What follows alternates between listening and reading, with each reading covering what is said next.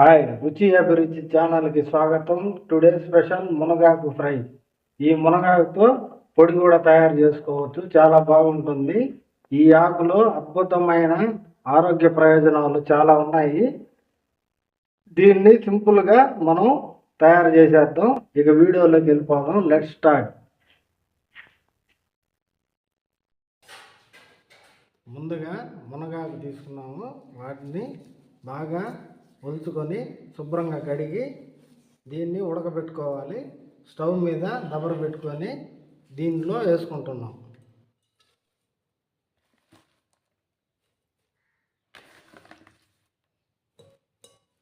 ఇందులో 1 glass water పోసుకోవాలి.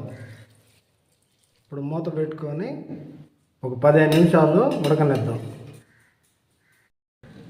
ఇప్పుడు ఆకు ఉడికే లోపల మనం పొడి తయారు చేసుకుందాం. వెల్లుల్లి రెబ్బలు ఒక 20, ఎండుమిర్చి ఒక 15 తీసుకొని దీన్ని మిక్సీ పట్టుకుందాం. ఇప్పుడు మిక్సీ పట్టుకున్నాము. ఇట్లా బరగ్గా మిక్సీ పట్టుకోవాలి. దీన్ని తర్వాత ఆకు ఉడికిన తర్వాత కలుపుకుందాం.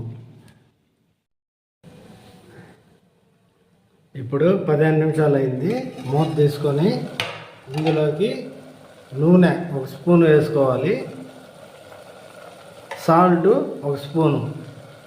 నూనె వేస్తే పొడి పొడిగా వస్తుంది. సాల్ట్ ముందుగా వేసుకుంటే ఆకు తొందరగా ఉడకదు.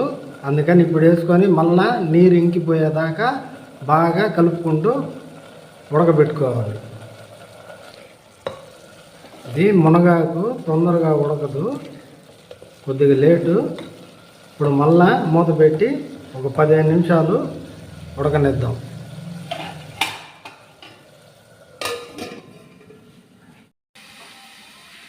ఇప్పుడు మూత తీసి చూసుకుందాం. నీరు బాగా ఇంకిపోయింది. ఆకు కూడా పొడి పొడిగా వచ్చేసింది.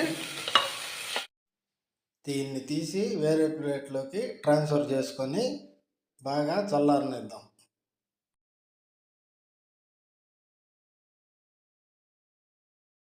ఇప్పుడు ఆకు చల్లారిపోయింది. దీంట్లో మనం ముందుగా గ్రైండ్ చేసి పెట్టుకున్న పొడిని వేసి బాగా కలుపుకోవాలి.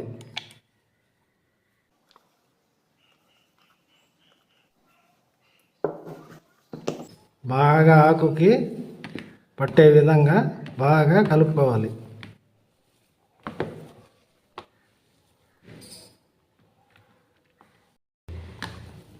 ఈ మునగాకులో 300 రోగాలను నయం చేసే గుణం ఉంది. పూర్వకాలం నుంచే దీన్ని ఆయుర్వేద మెడిసిన్లో వాడేవాళ్ళు. దీన్ని అప్పుడప్పుడు మనం కూడా తింటుంటే చాలా మంచిది. ఇప్పుడు బాగా కలుపుకున్నాము. దీనికి మనం తాలింపు పెట్టుకుందాం. ఇప్పుడు తాలింపుకి స్టవ్ వెలిగించుకొని పాన్ పెట్టుకున్నాను. పాను హీట్ అయింది.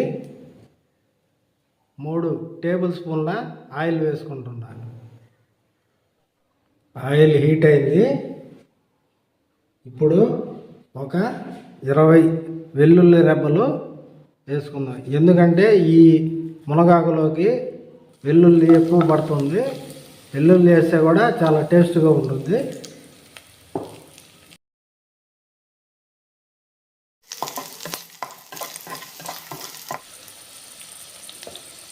ఇప్పుడు తాలింపు గింజలు అన్నీ వేసుకోవాలి.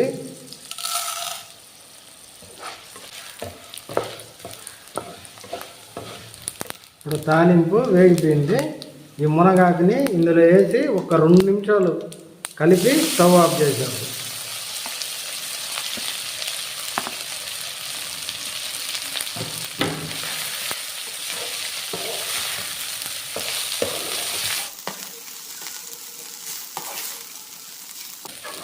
మునగాకుని ఇష్టపడే వాళ్ళు ఈ విధంగా తయారు చేసుకోండి, చాలా బాగుంటుంది. చూడండి, తాలింపు రెడీ అయిపోయింది. ఇంకా స్టవ్ ఆఫ్ చేసేద్దాం.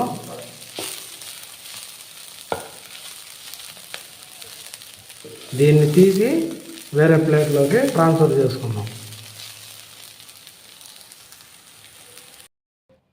ఈ మునగాకు తాలింపుని అన్నంలోకి సర్వ్ చేసుకుంటే చాలా బాగుంటుంది. దీన్ని మీరు ఇదే పద్ధతిలో తయారు చేసుకోండి, చాలా రుచిగా వస్తుంది, పర్ఫెక్ట్గా కుదురుతుంది. తిన్నోళ్ళు కూడా ఎంతో ఇష్టంగా తింటారు దీన్ని. ఇక మంచి రెసిపీతో నెక్స్ట్ వీడియోలో కలుద్దాం. Thanks for watching.